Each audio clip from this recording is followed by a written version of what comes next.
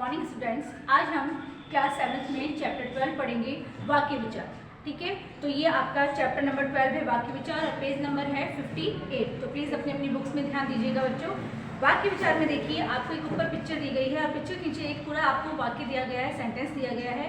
पुस्तकालय मनुष्य के चरित्र का निर्माण करता है और हमें हर तरह से लाभ पहुँचाता है। अब देखो चित्र के नीचे लिखा यह वाक्य अनेक शब्दों के योग से बना है। अनेक शब्दों के योग से बना है यानी मिलाकर बना है। ठीक है, इससे हमारा भाव या विचार पूर्ण रूप से प्रकट हो रहा है। ठीक है, अतः ये क्या कहला रहा है? वाक्य कहला रहा है, जिसमें हम अपनी बात को पूरा दूसरों के सामने रख पा रहे हैं। वो एक सही शब्द, वो क्या कहला रहा है? आपका वाक्य कहला रहा है। ठीक है ना। वाक्य किसे कहते हैं? वाक्य की क्या परिभाषा होती है? देखिए, सार्थक शब्दों का वे व्यवस्थित समूह जो हमारे विचारों व भावों को पूर्ण रूप से क्या करता है? व्यक्त करता है, प्रकट करता है, वो क्या कहलाता है? आपका वाक्य कहलाता है। ठीक है ना। वाक्य के कितने अंग होते हैं? वाक्य के 2 अंग होते हैं। पहला है आपका उद्देश्य और दूसरा है आपका विधेय। क्या है? पहला आपका उद्देश्य और दूसरा क्या है? आपका विधेय। ठीक है ना। तो पहला है आपका उद्देश्य। उद्देश्य में देखिए, वाक्य में जिसके बारे में कुछ कहा जाता है, क्या कहा गया है कि वाक्य में जिसके बारे में कुछ कहा जा रहा है वो क्या कहलाता है? आपका उद्देश्य कहलाता है। जैसे सुष्मिता नृत्य करती है। सुष्मिता क्या है? क्या है? वो उद्देश्य है, उसके बारे में कहा जा रहा है कि वह क्या कर रही है? नृत्य कर रही है। ठीक है ना। दूसरा है आपका विधेय। वाक्य में उद्देश्य के बारे में जो कुछ कहा जाता है वो क्या कहलाता है? आपका विधेय कहलाता है। जैसे कनिका पत्र लिखती है। कनिका क्या कर रही है? यहाँ पर पत्र लिख रही है, तो पत्र लिखना क्या कहला रहा है? विधेय कहला रहा है। ठीक है। वाक्य के भेद। वाक्य के कितने भेद होते हैं? देखो, वाक्य के भेद निम्नलिखित आधारों पर किए गए हैं। पहला है आपका रचना के आधार पर और दूसरा है आपका अर्थ के आधार पर। ठीक है, रचना के आधार पर भी देखिए, रचना के आधार पर वाक्य कितने प्रकार के होते हैं? 3 प्रकार। देखो यहाँ पर भेदों के भी आपको भेद बताए गए हैं। तो रचना के आधार पर कितने प्रकार के हैं वाक्य? 3 प्रकार। पहला है आपका सरल वाक्य, मिश्रित वाक्य और तीसरा है आपका संयुक्त वाक्य। पहला है आपका सरल वाक्य। किसे कहते हैं सरल वाक्य? देखिए, जिन वाक्यों में एक उद्देश्य और एक ही विधेय होता है। क्या होता है? एक ही उद्देश्य होता है और एक ही विधेय होता है, उसे हम क्या कहते हैं? सरल वाक्य कहते हैं। जैसे खुशबू विद्यालय गई। कहाँ गई खुशबू? विद्यालय गई। तो ये क्या है? आपका सरल वाक्य। ठीक है। मिश्रित वाक्य। मिश्रित यानी मिला जुला। देखो, प्रधान वाक्य तथा आश्रित वाक्य के मेल से जो वाक्य बनता है उसे हम क्या कहते हैं? मिश्रित वाक्य कहते हैं। जो आपका क्या है? प्रधान वाक्य, मेन जो है। ठीक है। और आश्रित वाक्य जो क्या है? जिस पर आश्रित हो रहा है वो क्या है? आपका उसकी मेल से जो बन रहा है, क्या बन रहा है? वाक्य बन रहा है, वो क्या कहला रहा है? आपका मिश्रित वाक्य कहलाता है। जैसे मैंने सुना है कि तुम्हारा भाई कल आएगा। क्या कहा गया है यहाँ पर? कि मैंने सुना है कि तुम्हारा भाई कल आएगा। तो ये क्या है? आपका मिश्रित वाक्य कहलाएगा। ठीक है ना। इसके बाद है आपका थर्ड संयुक्त वाक्य।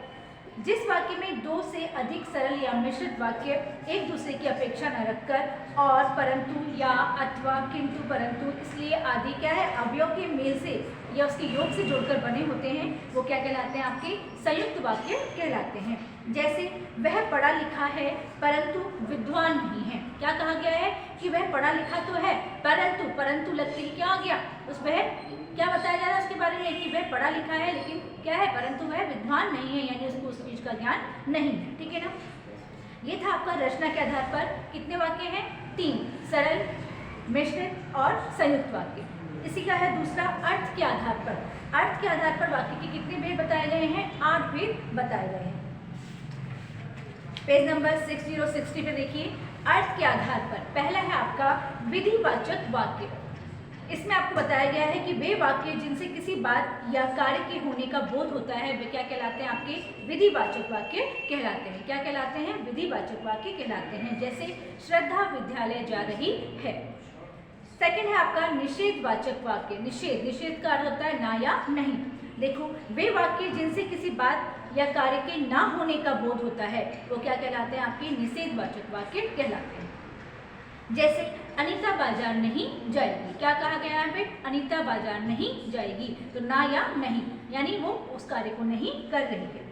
नेक्स्ट है आपका आज्ञावाचक वाक्य। आज्ञा का मतलब क्या है? हमारा हम किसी से क्या ले रहे हैं? आज्ञा ले रहे हैं, परमिशन ले रहे हैं। देखो, वे वाक्य जिनसे किसी प्रकार की आज्ञा या अनुमति का बोध होता है, ठीक है, वो क्या कहलाते हैं? आपके आज्ञावाचक वाक्य कहलाते हैं। जैसे सुमित 1 गिलास पानी लाओ। हम किसको दे रहे हैं? सुमित एक गिलास पानी लाओ, हम उसको क्या दे रहे हैं, आज्ञा दे रहे हैं कि आप हमारे लिए एक गिलास पानी लाओ। ठीक है, नेक्स्ट है आपका विस्मयवाचक वाक्य। विस्मयवाचक वाक्य वे वाक्य जिनमें किसी प्रकार का विस्मय, हर्ष, दुख, आश्चर्य आदि का बोध होता है वो क्या कहलाते हैं, आपके विस्मयवाचक वाक्य कहलाते हैं।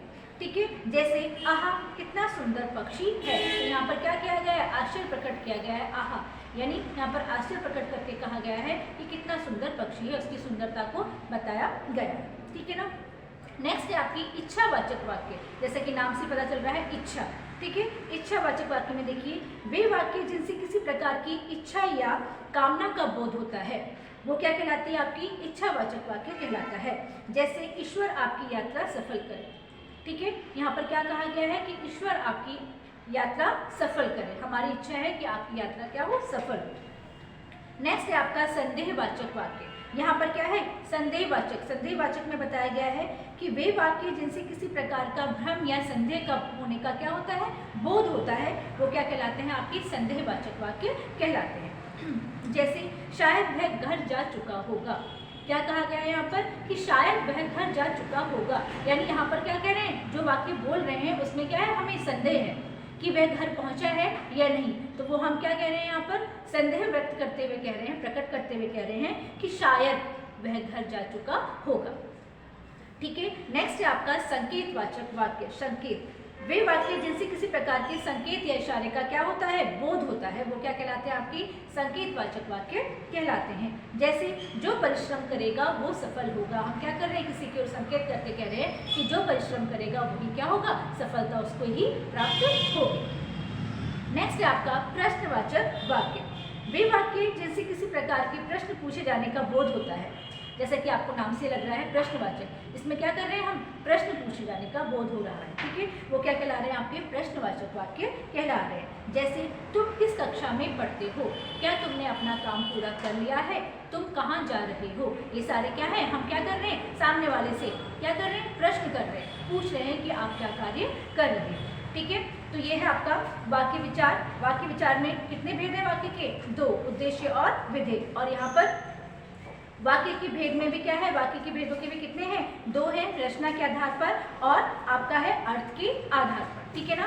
तो बच्चों ये चैप्टर आपको समझ में आया होगा, प्लीज़ एक बार आप दोबारा से रीड कर लीजिएगा। और जो उसका वर्क है, बुक वर्क, वो भी आपको आपकी बुक में ही करना है, और जो क्वेश्चन है वो आपको नोटबुक में करने हैं, आपको PDF के द्वारा भेज दिए जाएंगे। Thank you.